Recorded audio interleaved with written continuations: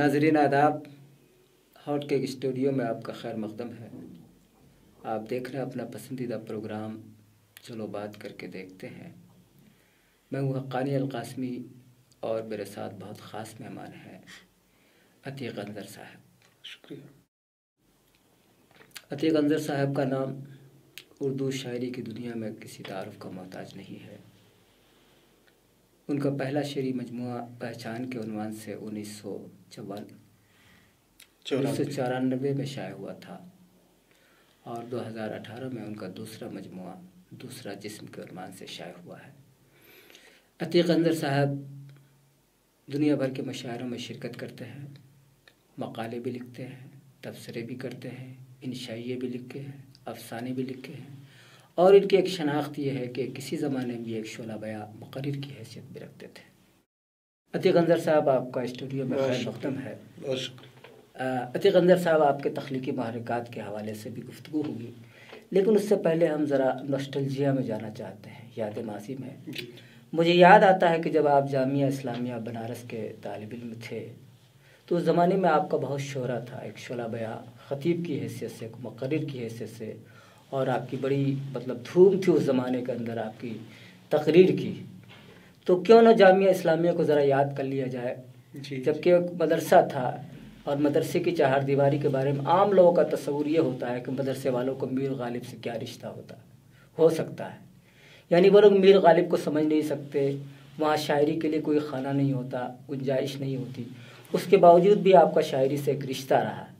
जबकि मेरा ख़्याल यह है कि जो लड़के और जो तलबा ईसा गोजी उक़लिदिस वगैरह समझ सकते हैं, क्या उनके लिए मीर गालिब की शायरी समझना मुश्किल है क्या? नहीं, ऐसा कुछ नहीं है, बल्कि आप उर्दू अदब की पूरी तारीख़ देखें जी तो इसमें तो मैं समझता हूँ कि ज़्यादातर हमारे उलमा और वो हजरात थे जिनका ताल्लुक़ मदारिस से था, और नाम लेने की ज़रूरत नहीं, मेरा ख़्याल है मौलाना हुसैन आज़ाद, हाली और बाद के बहुत से, और आज भी हम तो देखते हैं कि बहुत से शुअरा और उदवा ऐसे हैं जिनका इल्मी पस मंज़र, तालीमी पस मंज़र कह लें, पता नहीं है लोगों को, लेकिन बाद में आप जाएंगे, जब तहक़ीक़ करेंगे, देखेंगे, उनके बारे में पढ़ेंगे तो अंदाज़ा होगा कि ये तो किसी मदरसे से फ़ारिग़ हैं, फ़लाँ जगह से हैं तो फ़लाँ मदरसे से है। तो ज़्यादातर लोग तो, और आज मैं ये समझ रहा हूँ कि जो उर्दू पनप रही है, बढ़ रही है, बाकी है, उसमें मदारिस का, उलमा का बहुत बड़ा किरदार है। जी। तो इससे हम इसकी अहमियत से इनकार नहीं कर सकते। तो फिर हम ये कैसे कह सकते हैं कि गालिब और मीर को उलमा या मदरसे से मुतल्लिक़ हज़रात नहीं समझ सकते या नहीं पढ़ सकते? जी, आपकी राय बिल्कुल सही है, लेकिन ये जामिया इस्लामिया बनारस से जो आपका एक रिश्ता रहा है, तो वहाँ तो मेरे ख्याल से शेर व अदब के लिए कोई गुंजाइश नहीं थी। उसके बावजूद थी गुंजाइश, इसलिए थी कि असल में एक बड़ी अहम चीज़ है जिसकी अहमियत से इनकार करते हैं लोग, कुछ लोग। मुशायरे की अहमियत अपनी जगह है, उससे इनकार नहीं कर सकते। जी। और उर्दू के फ़रोग़ में भी उसका किरदार है। जी। तो बनारस में मुशायरे बहुत होते थे, और बेनिया बाग का मुशायरा तो बहुत मशहूर है। जी। दुनिया, पूरी उर्दू दुनिया से, समझिए पूरे हिंदुस्तान से लोग शुअरा आते हैं वहाँ। तो उसका एक तो शौक़ था मुझे बहुत। अच्छा। मुशायरे में मैं जाता था किसी भी तरह से, हालांकि पाबंदी भी होती थी, लेकिन कोई ना कोई रास्ता निकाल कर हम मदरसे में जाते, उसमें मुशायरे में जाते थे। और दूसरी बात ये कि मुझे जो अदब पढ़ाते थे, अरबी अदब, वो शायर थे मौलाना असीर अदरवी। जी। बड़ा अच्छा ज़ौक़ था, शायरी भी अच्छी थी, और बड़ा काम किया है उन्होंने।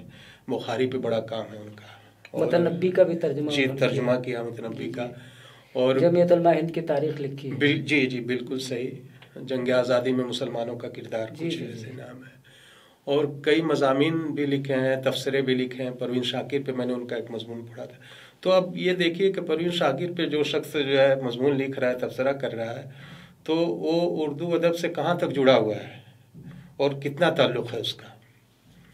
तो वहाँ से मुझे कुछ चीज़ें मिली, और जो शायरी का ये ज़ौक़ थोड़ा बहुत है, वो तो खैर पस मंज़र से मुझे जो हमारे यहाँ माहौल है लोकगीत का, बिरहे का, तो वो जो लोकल चीज़ें थी उन्होंने मुझे बहुत अट्रैक्टिव किया, बहुत मुतासिर किया। तो वो शायरी का थोड़ा बहुत ज़ौक़ जो है मुझे वहाँ से मिला। बाकी ये मदरसे में जो हमारे असातिज़ा थे उन्होंने पढ़ाया, और पढ़ाने के दौरान बहुत सारे शुअरा को के अशार जो है पेश किए, उनसे सुनने का मौका मिला। तो इस तरह से जो है हम उनसे मुस्तफ़ीद होते रहे। और अतीक अंज़र साहब, आपका चूँकि बहुत ही उस्तूरी शहर यानी बनारस से आपका रिश्ता है, ताल्लुक़ है, तो ये बताएं वहाँ की जो देवमालाई या असातीरी अनासिर वो भी आपकी शायरी पर असरअंदाज हुए हैं क्या, या आपकी शायरी में हैं वो अनासिर? कहीं कहीं हैं, कहीं कहीं, उतना तो नहीं है लेकिन हैं। और कुछ नज़मों में भी मैंने कोशिश की है उसको बरतने की।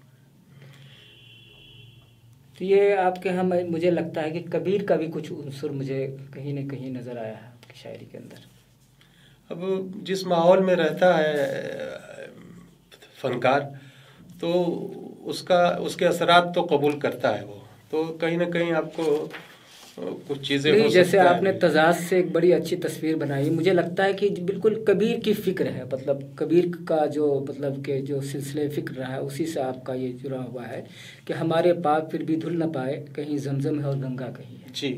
तो मेरे ख्याल से कबीर की जो फ़िक्र है या कबीर का जो तस्वूर है वो पूरा इस शेर के अंदर आ गया, इसमें है जी। इसी तरह आपने कहा है जिसे कहते हो तुम इंसान अंजर, कहीं पंडित है वो मुल्ला कहीं। बिल्कुल सही कह रहे हैं। तो मेरे ख्याल से आपने एक पैराडॉक्सिकल अंदाज इख्तियार किया है, फिक्री तसलसल है थोड़ा। जी जी, इसके अंदर लगता है। तो इसका मतलब एक कबीर की शायरी का जो एक खास असर आपके वहाँ बनारस के लोगों पे भी पड़ा होगा, और जाहिर है कि बहुत सारे शुरा मुतासिर है वो तो है। हमारे यहाँ नज़ीर बनारसी देखिए बड़ा अहम नाम है, और उन्होंने बड़ी अच्छी शायरी की है, ख़ास तौर से कौमी यकजहती के पस मंज़र में उनको कभी भूला नहीं जा सकता। नहीं देखिए, कबीर ने जो हरफ़े मोहब्बत बुलंद किया है, लेकिन वो आज आपके बनारस के अंदर वो हरफ़े मोहब्बत नज़र नहीं आता है कहीं पे। हाँ, अब तो बहुत सारी चीज़ें बदल गई हैं, बहुत सारी चीज़ें बदल गई हैं, और हमारे शुअरा का जो पस मंज़र है अब वो भी जो है वो नहीं रहा, वो अपने माजी से उतना जुड़े नहीं हैं, और उनको उतना इदराक नहीं, उतना शऊर नहीं है। तो अब तो बहुत से शुअरा ऐसे हैं जो ऐसी शायरी कर रहे हैं जिससे यकजहती और मोहब्बत के बजाय नफ़रत और इंतशार फैल रहा है। जी जी जी। तो ये शऊर कम से कम शुअरा को होना चाहिए कि वो कौमी यकजहती जो हमारी है, जो आपसी भाईचारा है, इत्तेहाद है, मेल रवादारी है, तो उसको ठेस न पहुंचे, उसको नुकसान न पहुंचे। नहीं, ऐसा लगता है जैसे बनारस की जो सुबह थी उस पर अब रात का साया ज्यादा है। पड़ चुका है, साया तो पड़ चुका है, उसको दूर करने की जरूरत है। तो उसको कैसे दूर किया जा सकता है? कबीर की शायरी से, नज़ीर की शायरी से, हाँ जाहिर है, रास्ता की शायरी से, क्योंकि वही एक चिराग है जिनको रोशन किया जाए। तो मेरे ख्याल से बिल्कुल रास्ता तो एक ही है। इसके अलावा मोहब्बत ही सिर्फ एक ऐसा रास्ता है जिससे हम वहाँ तक पहुँच सकते हैं, और कोई दूसरा रास्ता नहीं, कोई दूसरा रास्ता नहीं। तो अतीक भाई ये बताएं, आपका जो 2 शेरी मजमूए शाया हो चुके हैं, पहचान के उन्वान से और दूसरा जिस्म के उन्वान से, तो इनमें बुनियादी जो थीम्स हैं वो क्या है, मतलब किन चीज़ों पे आप मरकूज रहे हैं ज़्यादा? पहचान में तो जैसा कि जिक्र किया मैंने अभी कि मोहब्बत बुनियादी चीज़ थी, लेकिन अपने वसी तनाजुर में। जी जी जी। मोहब्बत का मतलब सिर्फ जो है इश्क आशिकी नहीं है, अपने वसी तनाजुर में अपने भाई से, अपनी बेटी से, अपनी बहन से, अपनी माँ से, समाज से, वो सारी चीज़ें उसमें आ जाती हैं। जी जी जी। और अब जो मेरा दूसरा मजमूआ आया है तो मसाइल हालात बहुत बदल गए हैं। जी जी जी। और इसमें हालात हाज़रा पे जो हमारे आज के मसाइल हैं असरी, उन पे भी हमने शायरी की है। तो नज़मों में ख़ास तौर से आप देखेंगे कि हमने जो है मॉब लिंचिंग पे नज़म कही, या हमारे जो अभी कायदीन हैं वो कायदीन जो मुआशरे में नफ़रत फैला रहे हैं, मुआशरे को सियासी फ़ायदे के लिए तकसीम कर रहे हैं, मुनाफरत, तो वो चीज़ भी इसमें आई। कई नज़में इसमें हैं, देखेंगे कभी इंशाल्लाह मौका मिला तो उस पर بات کریں گے. یہ بتلائیے جو عصری مسائل کے حوالے سے جو شاعری ہوتی ہے وہ بالکل عارضی ٹائپ کی ہوتی ہے, وہ دائمی قدر کے حامل نہیں ہوتی, تو آپ نے عصری مسائل ہی کو کیوں منتخب کیا جب کہ آپ کے پاس بہت سارے ایسے موضوعات تھے جن کی دائمی قدر ہوتی ہے یا ایٹرنل ویلیو ہوتی ہے؟ یہ حقانی صاحب اصل میں بڑا نازک مرحلہ ہوتا ہے. آپ عصری مسائل کو شاعری کے قالب میں ڈالیں, یہ بہت مشکل کام ہے. جی جی جی. اور جب میں نے یہ نظمیں کہنا شروع کی تو مجھے اندازہ ہوا اس کا, اس لیے کہ آپ بھی دیکھ رہے ہوں گے, جڑے ہوئے ہیں ادب سے ماشاءاللہ, پروگرام کر رہے ہیں سب, تو لکھتے بھی ہیں آپ. تو شاعری بنانا عصری مسائل کو بہت مشکل کام ہے. صرف وہ دیکھ رہے ہیں مشاعروں میں جو صرف نعرے بازی ہے, کچھ نہیں ہے, اور اس کے نام پہ نفرت. تو میں نے کوشش کی کہ عصری مسائل کو شاعری بنا کر پیش کریں, اور اس میں کہاں تک میں کامیاب ہوا ہوں وہ آپ لوگ دیکھیں. ہمارے جو نہیں, عصری مسائل کو انہوں نے ناظم حکمت نے بھی کیا, اس کے علاوہ پابلو نرودا نے بھی کیا, علی سردار جعفری نے بھی کیا, فیض احمد فیض نے بھی کیا. ہاں, تو کہیں کہیں وہ لوگ کامیاب بھی ہیں, ہاں کہیں کہیں کامیاب بھی ہیں, لیکن بیشتر کہا جاتا ہے کہ جو عصری مسائل پر جو لوگ مرکوز ہو کے رہ گئے ان کی شاعری بالکل عارضی وقتی ہو جاتی ہے. ترقی پسند اس کو لوگوں نے نعرے کا نام دیا, پروپیگنڈے کا نام دیا, اس طرح اس کو ختم کرنے کی کوشش بھی کی. صحیح کہہ رہے ہیں آپ, اور ترقی پسند کا آپ نے جو ہے نام لیا. یقیناً ترقی پسند ادب کا بہت بڑا جو ہے رول ہے, لیکن نعرے بازی بھی اس میں ہے, اور سب نہیں ہے, کچھ اس میں کام کی چیزیں بھی ہیں, جیسے فیض ہیں. اب فیض کے یہاں صرف نعرے بازی نہیں ہے. جی جی جی جی, انہوں نے جمالیاتی معیار کا, ہاں وہ ضروری ہے کہ جمالیات کا مطلب یہی ہے کہ اس کو آپ شاعری بنائیں, اور اگر وہ شاعری نہیں بن پائی ہے تو پھر وہ بیکار ہے, اس کی کوئی اہمیت نہیں ہے. ویسی تو بہت ساری چیزیں پڑی ہوئی ہیں ہر جگہ پہ, سب لوگ بولتے ہیں لکھتے ہیں, اس کی کیا اہمیت ہے؟ آپ کی اہمیت, آپ تخلیق کار ہیں, شاعر ہیں, فنکار ہیں, تو آپ کی اہمیت یہ ہے کہ آپ اس کو فن بنائیں, شعر بنائیں, ادب بنائیں, آرٹ بنائیں. عتیق بھائی یہ بتائیے کہ یہ جو مطلب کہ ادب کا بنیادی مقصد جو ہے سماج کو بدلنا ہوتا ہے, سماج میں انقلاب لانا ہوتا ہے, جیسے ساتر نے کیا, یہ دوسرے ادیبوں و فنکاروں نے کیا ہے کہ سماج کو بدلنے کی کوشش کی ہے. لیکن اب معاملہ اس سمجھ میں آ رہا ہے کہ سماج خود ادب کو بدل رہا ہے. پہلے جو ادبا اور فنکار تھے سماج کو اپنی سطح پر لانے کی کوشش کرتے تھے, یا اپنی رہنمائی ایسی رہنمائی کرتے تھے کہ سماج بدل جائے. لیکن اب سماج ہماری ذہنیت کو بدل رہا ہے, ہماری لفظیات پہ اثر انداز ہو رہا ہے, ہمارے استعاروں پہ اثر انداز ہو رہا ہے, ہماری تشبیہات پہ اثر انداز ہو رہا ہے. تو آپ کیا سمجھتے ہیں کہ یہ غلط ہو رہا ہے یا صحیح ہو رہا ہے؟ اس حد تک تو ٹھیک ہے کہ تشبیہات پہ, استعاروں پہ, ہماری زبان پہ اثر انداز ہو, اور جو اچھی چیزیں ہیں جو ادب میں زبان میں کھپ سکتی ہیں ان کو ہم قبول کر لیں, اور وہ اس حد تک ہے, لکھنے پڑھنے کی حد تک جو آپ کہہ رہے ہیں. لیکن مشاعروں میں جو ہے وہ واقعی ہم ان کی سطح پہ آنے کی کوشش کرتے ہیں. نہیں, میں یہ دیکھتا ہوں کہ وہی سوفیانہ پن, وہی بازاری پن, وہی ساری چیزیں آ رہی جو سماج جسے پسند کر رہا ہے, اور اس کی وجہ وہی ہے کہ ہم جو ہے مقبول ہوں, ہماری شہرت ہو, اس کے علاوہ اور کیا ہے. نہیں, اس کی وجہ سے آپ جیسے جنون شاعروں کو نقصان ہوتا ہے, چونکہ آپ معیار سے سمجھوتا نہیں کر سکتے. نقصان ہو رہا ہے, لیکن اب جو ہے کچھ لوگ کوشش کر رہے ہیں کہ یہ صورتحال بدلے, اور بدل بھی رہی ہے. بہت سے ایسے مشاعرے ہو رہے ہیں, ہم دیکھ رہے ہیں کہ وہاں پہ اس طرح کے لوگ نہیں آ رہے ہیں جو سستی اور ہلکی شاعری کر کے شہرت پانا چاہتے ہیں, تو ان کو نہیں بلایا جاتا وہاں پہ. تو میرا خیال ہے کہ لوگوں میں بیداری آئی ہے, شعور پیدا ہوا ہے, اور وہ کوشش کر رہے ہیں کہ یہ فضا جو ہے ختم ہو. لیکن شاعری کی جو افادیت جو ہے نا وہ سمجھ میں نہیں آ رہی, چونکہ شاعری کے ذریعے سماج بدل ہی نہیں پا رہا ہے. بہت سارے شعراء نے کوشش کی, مصلحین نے بھی کوشش کی, لیکن جو شاعری کا امپیکٹ ہونا چاہیے جیسے پچھلے زمانے میں ہوا کرتا تھا, وہ امپیکٹ نہیں ہو رہا آج کل شاعری کا. دیکھیے, بنیادی طور پہ میں تو خیر شاید اس نہ مانوں پوری طرح کہ اس کا بنیادی کام جو ہے معاشرے کو بدلنا ہے ادب کا. اس کا ایک جمالیاتی پہلو ہے ادب کا, اور وہ بھی بہت اہم ہے. اس کے ضمن میں اگر معاشرے میں کوئی تبدیلی آتی ہے اور سماج بدلتا ہے تو یہ بڑی اچھی بات ہے، لیکن ادب کا بنیادی مقصد یہ ہونا چاہیے کہ سماج بدلے اور اس سے انقلاب پیدا کرے، تو اس طرح کا جو ہے بہت دشوار کام ہے اور ایسا مشکل ہے۔ عتیق بھائی، آپ چونکہ دوحہ میں رہتے ہیں تو ظاہر ہے کہ آپ دوحہ میں رہنے والوں کی شاعری کا ایک بنیادی عنصر جو کہا جاتا ہے کہ ہجرت بھی ہے، یعنی آپ مہجری شاعر بھی ہیں۔ جی جی۔ تو مہجری کی آپ شناخت کیسے کریں گے آپ؟ اب مہاجری کی شناخت تو دیکھیے، اب اس پہ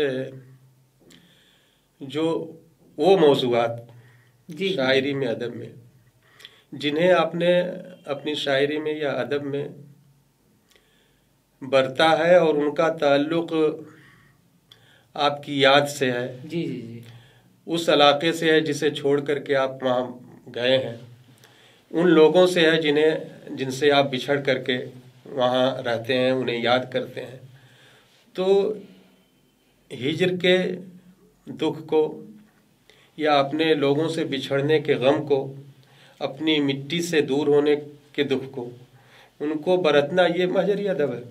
یہ بتلائیے کیا مہجری ہونے کے لیے مسافت کی قید بھی ہے کیا؟ جیسے میں اپنے ہندوستان ہی میں رہ کر اپنے وطن سے، اپنے علاقے سے دور ہوں تو میں بھی تو مہجری کر بالکل، وہ بھی مہجری میں آئے گا، وہ بھی مہجری میں آئے گا۔ پھر آخر مہجری کو اسی علاقے سے کیوں مشخص کیا جاتا ہے؟ یہ میرا خیال ایسا نہیں ہونا چاہیے۔ اس میں بنیادی چیز وہی ہے کہ اپنی مٹی سے اگر وہ دور ہے تو وہ اس میں مہجری ادب میں شامل ہوتا ہے، لیکن اس میں دشواری تھوڑا سا فرق ہے کہ آپ ہندوستان میں ہیں اور آپ کا تعلق جو ہے بنارس سے ہے یا پٹنہ سے ہے، آپ رہتے دلی میں ہیں، تو آپ کا جب جی چاہے یہاں سے پٹنہ جا سکتے ہیں، بنارس جا سکتے ہیں۔ میں دوحہ میں رہتا ہوں تو میں جب چاہوں بنارس نہیں جا سکتا۔ نہیں، جیسی کیفیت آپ کے ساتھ ہے اور دوسرے کے ساتھ بھی یہی کیفیت ہو سکتی ہے، میں بھی نہیں جا سکتا، میں بھی نہیں جا پاتا۔ ہاں، لیکن اس میں اتنی ہے کہ تھوڑے سے مسائل ہیں۔ یہاں پہ آپ کو پورا ماحول ملے گا دلی میں، جی جی، ہندوستان کا۔ نہیں، اب تو آپ کے دبئی یا قطر کے اندر یہاں سے زیادہ ہندوستان کا ماحول ملتا ہے۔ ہر جگہ نہیں ہے، ہر جگہ نہیں ہے، اور اتنا ایسا ماحول نہیں ملے گا آپ کو جو دلی میں آپ کو ملے گا۔ ہندوستان کا ماحول وہ قطر میں، دوحہ میں نہیں ملے گا۔ ہے تو اجنبیت اور دوسری چیزیں ہوتی ہیں، اور دوسرے لوگوں سے جو معاملے ہوتے ہیں، تعلقات ہوتے ہیں، رابطے ہوتے ہیں تو الگ نوعیت کے ہوتے ہیں۔ یہاں تو آپ کو سب ایک دوسرے سے جو ہے ایک طرح کا کلچر ہے، ایک طرح کا لباس ہے، وہاں پہ ایسا نہیں ہے۔ جی جی، اس کا مطلب ہے کہ تھوڑی سی فرق ہے، تھوڑا سا فرق ہے، بنیادی کچھ چیزیں ہیں۔ تو یہ بتلائیں کہ دوحہ یا قطر کے اندر جو صورتحال ہے اردو زبان ادب کی، کیا اطمینان بخش ہے کیا؟ ہاں ماشاءاللہ، دوحہ کے حد تک تو میں بہت مطمئن ہوں جی جی جی، کہ دوحہ میں بڑا کام ہو رہا ہے، اور کئی تنظیمیں ہیں جو اپنی اپنی سطح پہ کام کر رہی ہیں اردو کے فروغ کے لیے، اردو زبان کی ترقی کے لیے۔ لیکن یہ وہ لوگ ہیں جو پیشہ ورانہ طور پر اردو زبان سے وابستہ نہیں، یعنی ان کے لیے زبان جو ہے، اردو زبان معاش کا ذریعہ نہیں ہے، اس کے باوجود بھی وہ جذباتی طور پر جڑے ہوئے ہیں۔ بالکل۔ تو اس تناظر میں آپ یہ بتائیں کہ جو لوگ پیشہ ورانہ طور پر جڑے ہوئے ہیں اردو زبان ادب سے، وہ اردو زبان کی جڑیں کاٹ رہے ہیں یا اردو زبان کو فروغ دے رہے ہیں؟ اب جو پیشہ ور لوگ ہیں تو ظاہر ہے کہ وہ اپنا پیشہ مقدم رکھیں گے، اور باقی سب چیزیں ضمنی ہیں۔ نہیں، ان کو اسی کے لیے پیسہ بھی ملتا ہے اردو زبان کے لیے، کہ اس کے باوجود بھی اردو کی جڑیں کاٹنے میں لگے رہتے ہیں یہ لوگ۔ اردو کا فروغ تو ہو نہیں پا رہا، ان کو کسی بھی سطح پہ نہیں کر پا رہا۔ زیادہ تر تو ایسا ہی ہے۔ جیسے یونیورسٹیز کے اساتذہ، پروفیسر وغیرہ، ان کا بنیادی کام ہے کہ آپ اردو کو فروغ دیجیے۔ جی جی، لیکن اردو کے فروغ کے علاوہ سارے کام کرتے ہیں۔ بھائی دیکھیے، اب تو ان کے سارے معاملات ترقی درجات سے جڑے ہوتے ہیں، جی، اس کے علاوہ کچھ نہیں ہوتا ان کے۔ یہ لوگ تو بہت اونچے مقام پہ پہنچ گئے ہیں، پروفیسر حضرات، تو اب ان لوگوں کو اس سے دلچسپی نہیں ہوتی کہ اردو کی ترقی کیسے ہوگی اور اردو کا فروغ کیسے ہوگا۔ وہ اپنی تنخواہیں لیتے ہیں بڑی بڑی، اور اپنے مقالے، اپنے مضامین، اپنی کتابیں لکھتے ہیں، باقی سب چیزیں جو ہے ہوتی رہتی ہیں۔ عتیق بھائی، آپ نے ظاہر کے کلاسیکی شعراء کو بھی پڑھا ہے اور معاصر شاعروں کو بھی پڑھا ہوگا، تو اپنے ہم عصر شعراء میں آپ کن کن سے کہ متاثر ہیں یا کن کو پسند کرتے ہیں؟ دیکھیے، بہت تھوڑا سا پہلے ہم چلے جائیں تو کئی اہم نام ہیں. جی جی جی. ویسے تو ظاہر ہے کہ بڑا نام میر کا، غالب کا، یہ جو مثلث ہے، اقبال کا، یہ تو ہے، یہ اسے تو کوئی توڑ نہیں سکتا. کوئی توڑ نہیں سکتا. جی. اس کے بعد جو ہے سلسلہ ہے ایک. لیکن جدید شعراء میں قریب کے ابھی صاحب فراش ہیں بشیر بدر. جی جی جی. ایک بڑا نام ہے جس نے متاثر کیا. عرفان صدیقی ہے. جی جی، بہت بڑے شاعر. جی جی. اور ویسی شاعری جو ہے بہت کم نظر آتی ہے. وہ ہے کیا ہے، لیکن کوئی شاعری کے اندر جو علامات استعارے ہیں وہ لوگوں کی سمجھ میں تو نہیں آتے نا. نہیں آتی ہیں، جو لوگ جڑے ہوئے آتی ہے. جیسے اب ایک شعر ہے عرفان صدیقی کا کہ کوئی شے تشت میں ہم سر سے کم قیمت نہیں رکھتے. واہ واہ. کوئی شے تشت میں ہم سر سے کم قیمت نہیں رکھتے، سو اکثر ہم سے نذرانہ طلب ہوتا ہی رہتا ہے. واہ واہ، بہت اچھا. تو اب یہ اس طرح کی شاعری جو ہے، اب ایک تو کہنا پھر اس کو سمجھنا جو ہے آسان نہیں ہے. تو عرفان صدیقی ایک اہم نام ہے. بشیر بدر ہے. اس میں جو ہے بعد میں یا اور تھوڑا سا پہلے چلے جائیں ناصر کاظمی ہے. جی جی، جو جس نے جو ہے ایک رخ دیا بڑی سیدھی سچی شاعری کی، آسان لفظوں میں شاعری کی. تو اس طرح کے جو ہے کئی لوگ ہیں جنہوں نے. آپ کو ہندوستان کی شاعری زیادہ اچھی لگتی ہے یا پاکستان کی؟ ہمیں تو دونوں جگہ کی شاعری اچھی لگتی ہے. تھوڑا سا جیسے ظفر اقبال صاحب نے کہا کہ ہندوستان کے اندر 2 یا 2.5 شاعر ہیں. کہنے والے کہتے ہیں ایسے ہی، ہم لوگ بھی کر سکتے ہیں اس طرح کی باتیں، لیکن یہ اچھی بات نہیں ہے. بہت سے شعراء ماشاءاللہ ہیں ہمارے یہاں بھی جو. تو نئے شاعروں کے اندر کیا آپ کو امتیازات نظر آتے ہیں لفظی سطح پر، اظہار و بیان کی سطح پر، رعنائی خیال کی سطح پر؟ کیا لگتا ہے کہ کچھ نیا ہو رہا ہے یا وہی پرانی چیزیں دہرائی جا رہی ہیں؟ تکرار، یکسانیت ہے شاعری کے اندر بھی، اور کردار کا بحران بھی نظر آتا ہے. دیکھیے 98% تو ہماری شاعری سمجھیے کہ کچرا ہے. جی. کوڑا کرکٹ ہے. اور جتنے ہم لوگ یہ سب سمجھ رہے ہیں کہ ہم بڑا تیر مار رہے ہیں، بڑا کام کر رہے ہیں، تو ایک طرح سے میں یہ سمجھتا ہوں کہ ہم لوگ جو ہے بڑی شاعری کے لیے کھاد گوبر کا کام کر رہے ہیں. خدا کرے یعنی عظیم شاعری کے امکانات ختم ہو گئے. ختم ہے تقریباً. اللہ کرے کہ ایسا ہو اور یہ ہماری کوششیں جو تھوڑی بہت ہے وہ کامیاب ہوں اور کوئی بڑا نام ابھر کر آئے. لیکن بہرحال یہ جو کچھ بھی ہو رہا ہے اس کی اہمیت تو ہے. اس میں 2% بھی بہت ہوتے ہیں. اگر 2 لاکھ شاعر ہیں آپ کے پاس جی اور ان میں سے 4000 نکلتے ہیں تو 4000 اچھی تعداد ہے. جی جی جی بالکل. تو یہ کوششیں بہت اہم ہیں اور یعنی لوگ کر مایوس نہیں ہونا چاہیے. نہیں، اچھا ہے لوگ کر رہے ہیں ہمارے نوجوان شعراء. لیکن نوجوان جو یوتھ شعراء ہیں ان کے اندر میں دیکھ رہا ہوں کہ لفظیات کی سطح پر بڑی جدت آ رہی ہے. مطلب نیا خیال آ رہا ہے، نئی چیزیں آ رہی ہے، نئے تجربے آ رہے ہیں، نئے مشاہدے آ رہے ہیں جو ماضی سے بالکل الگ ہیں. بالکل، وہ تو ہونا ہی ہے. ہاں، چونکہ خاص طور پر جو وہ آ رہے ہیں جو ہندی بیلٹ کے ہیں، مطلب بالکل صحیح کہہ رہے ہیں مسلم شعراء ہیں. میں بھی دیکھ رہا ہوں جو ہے کہ ان کے اندر بڑا مطلب بڑی جدت ہے، تازگی نظر آتی ہے ان کے اندر کچھ. یقیناً خیال کی سطح پہ بھی اور زبان کی سطح پہ بھی. زبان کی سطح پہ اس لیے کہ وہ جو ہے اردو سے پوری طرح جڑے ہوئے نہیں ہیں. جی جی جی. اور ہندی پس منظر بھی ان کا ہے، تو اس لیے دونوں سے مل کر کے ایک نئی طرح کی چاشنی کر لیں، ایک نئے طرح کا ذوق، ایک نئے انداز کا لطف جو ہے سخن اس میں آیا ہے. عتیق بھائی، آپ کا پہلا شعری مجموعہ 1994 میں شائع ہوا اور دوسرا آپ کا 2018 میں شائع ہوا، تو اتنا لمبا زمانی فاصلہ کیوں ہوا آپ کے شعری مجموعے کے درمیان؟ اب وہی مسئلہ ہے. وہاں کے جو حالات ہیں ان کی وجہ سے کچھ رہا، اور باقی بچے ساتھ تھے وہاں تو ان کی تعلیم کا، تربیت کا بھی مسئلہ تھا. کچھ وقت کم ملا، اور میں نے سوچا یہ کہ پہچان میں جو کچھ میں نے کر لیا ہے، کیا میں اس کے بعد کچھ کہنے کے قابل ہوں، کچھ کہہ سکتا ہوں. تو تھوڑا سا میں نے دم لیا، دیکھا کہ شاید کچھ نیا ہو سکے. تو تھوڑی سی مہلت اپنے لیے سوچنے کی، مراقبے کی، یعنی وہ جو زہیر بن ابی سلمہ والا دم پخت والا معاملہ تھا وہی آپ کے ساتھ بھی رہا؟ اب وہ تو دیکھیے آپ لوگ، لیکن بہرحال اپنے تئیں میں یہ سمجھتا ہوں کہ تھوڑا سا میں نے یہ سوچا کہ غور فکر کرنا چاہیے کہ کیا کر رہے ہیں اور کیا کر سکتے ہیں۔ یعنی مطلب لمبے مراقبے کے بعد آپ کی یہ شاعری وجود میں آئی ہے۔ تو یہ دوسرا جسم جو آپ نے عنوان دیا ہے، تو اس سے کیا کوئی علامت ہے، کوئی تلمی ہے، کوئی استعارہ ہے، کیا ہے یہ؟ اس میں اصل میں ایک نظم ہے میری۔ جی جی جی۔ میں نے اس کا نام تو کچھ اور رکھا تھا، جی جی جی۔ لیکن یہ پچھلے 1.5-2 سال سے مجھے ایک تھوڑی سی پرابلم تھی اسکن کی۔ اچھا اچھا۔ وہ دانے وانے نکلتے تھے جسم پہ، اور 10 دن 12 دن رہتے تھے، پھر ختم ہوتے تھے، پھر دوسری کھیپ آتی تھی۔ تو اس طرح سے مطلب زخموں کی کھیتی میں 1.5-2 سال سے کر رہا ہوں۔ اچھا اچھا۔ تو اس پہ میں نے ایک نظم لکھی۔ اچھا۔ وہ نظم اس میں ہے۔ جی جی جی۔ اور لوگوں کی رائے ہے کہ بہت اچھی نظم ہو گئی۔ تو ایک دوست کا میرے یہ مشورہ ہوا کہ اسی کو عنوان بنا دو۔ نہیں، اس سے ایک ذہن جاتا ہے کبھی کبھی تناسخ کی طرف، آواگون کی طرف، کہ آپ دوسرے جسم کی بات کر رہے ہیں۔ جی جی جی۔ وہ نظم پڑھیں گے لوگ تو پھر وہ واضح ہو جائے گا۔ لیکن ہر ایک کے ذہن میں نظم تو نہیں جائے گی نا۔ بالکل صحیح۔ اس لیے ظاہر ہے کہ عنوان سے ہی لوگوں کو لگے گا جیسے آپ تناسخ یا آواگون کی بات کر رہے ہیں، دوسرے جسم کی بات کر رہے ہیں۔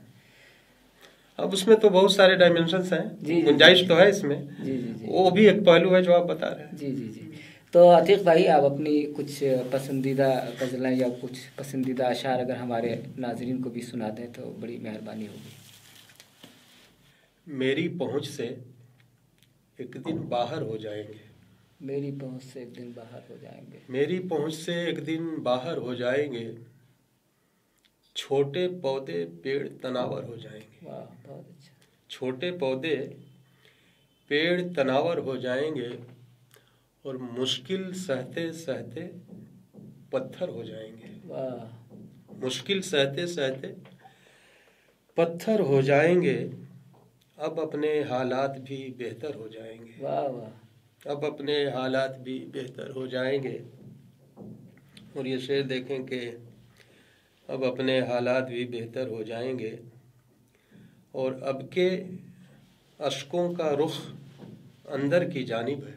اب کے اشکوں کا رخ اندر اب کے اشکوں کا رخ اندر کی جانب ہے، اس موسم میں درد سمندر ہو جائیں گے۔ واہ واہ۔ اس موسم میں درد سمندر ہو جائیں گے۔ عتیق بھائی، آپ نے ابھی سمندر کا ذکر کیا تو مجھے اس ندی کا خیال آ گیا جس ندی سے آپ کا بہت ہی گہرا ذہنی رشتہ رہا ہے۔ تو اس ندی میں کیا خاص بات ہے، کیا شیرینی ہے، کیا مطلب کیا چیز ہے مطلب جو آپ کو بہت زیادہ اٹریکٹ کرتی ہے، آپ کے احساس یا وجود کا ایک حصہ بن گئی ہے وہ ندی؟ ایک تو یہ کہ وہ بہت صاف ستھری ہے، چوڑی ہے، گہری ہے، اور بچپن سے اس سے تعلق رہا ہے، نہائے اس میں، کھیلے کودے ہوں اس کے کناروں پہ، شکار کیے مچھلیوں کے، تو اس طرح سے بڑا گہرا تعلق بنا اس سے۔ میں نے کبھی اپنی غزل کہی تھی، کیا ہے مطلب اس کا، کہ دھوپ میں تتلیاں پکڑتے تھے۔ واہ واہ، دھوپ میں تتلیاں پکڑتے تھے۔ دھوپ میں تتلیاں پکڑتے تھے، اپنے بچپن کے دن سنہرے تھے۔ واہ، بہت اچھا۔ اور گھر کے لوگوں سے چھپ کے اکثر ہم ناؤ گہری ندی میں کھیتے تھے۔ واہ، بہت اچھا۔ اور ایسے موسم میں باغ چھوٹا تھا جب چمیلی کے پھول مہکے تھے۔ واہ۔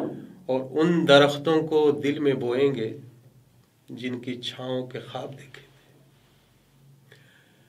تو اس طرح سے اس سے یہ عتیق بھائی جو یہ نوسٹلجیا ہے آپ کی شاعری کے اندر، تو یہ کہیں ناصر کاظمی سے متاثر ہونے کا نتیجہ تو نہیں ہے؟ نہیں، ایسا نہیں ہے جی، ایسا نہیں ہے۔ اور یہ رنگ تو شاید اس طرح کی چیزیں وہاں ہیں بھی نہیں۔ انہوں نے تو سن 47 کے پس منظر میں جو کچھ کہا ہے وہ بہت اہم ہے۔ نہیں، ویسے آپ کی شاعری میں نوسٹلجیا تو ہے نا، یاد ماضی ہے، ظاہر ہے کہ آپ دیکھیے کیسا ویسا ہے کہ بغیر اس کے یاد ماضی کے اچھی شاعری پنپ نہیں سکتی ہے۔ اس کو جو ہے اس کا سہارا لینا ہی ہے آپ کو۔ یاد سے جو ہے شاعری کے جو سوتے ہیں وہ ماضی سے پھوٹتے ہیں۔ نہیں، صرف ماضی کی جنزیروں میں جکڑے رہنا بھی تو اچھا ہاں، نہیں، اس میں دیکھیں گے آپ کہ اس میں جکڑن جیسی کوئی ایسی چیز نہیں ہے، نہ اس سے مجھے کوئی بہت پریشانی ہے۔ या उससे हमारे सारे काम रुक गए हैं, उसमें मैं असीर होकर के रह गया हूँ। जी, अख्तर अंसारी का एक शेर है, याद माजी अजाब है यार। हाँ, हाँ। तो ये एक अजाब की बात करें या ख्वाब की बात करें, उस हद तक तो नहीं ज़ाहिर है कि होना। माजी तो एक अजाब है, तो क्यों ना हम ख्वाब की बातें करें। हाँ, लेकिन वो सब चीज़ें असल में बहुत गुडमुड है, वो वहीं से बहुत सारी चीज़ें मिलती हैं। मुझे तो माजी से बहुत कुछ मिला है। जी जी जी। और वो मुस्बत चीज़ें हैं, मुस्बत चीज़ें हैं। यानी माजी से रिश्ता जोड़े रखना बहुत ज़रूरी है। ज़रूरी है, ज़रूरी है। अपनी रवायत को महफूज रखने के लिए, बिल्कुल, जो कई हमारी जो विरासत है उसके तहफ़्फ़ुज़ के लिए कई माजी से सतह रिश्ता जी। बहुत ज़रूरी है, क्योंकि असल रोशनी जो है हमें माजी से ही मिलती है। बिल्कुल। अतीक अंदर साहब, आपका बहुत बहुत शुक्रिया। आपकी शायरी के हवाले से गुफ्तगू हुई और आपने बड़े पुरमग़ज़ अंदाज में अपने तख्लीकी महर्रिकात के बारे में, अपने शायरी के पस मंज़र के बारे में और अपने शायरी के मौज़ूआत के बारे में हमारे नाज़रीन को बताया। आपका बहुत बहुत शुक्रिया। बहुत शुक्रिया।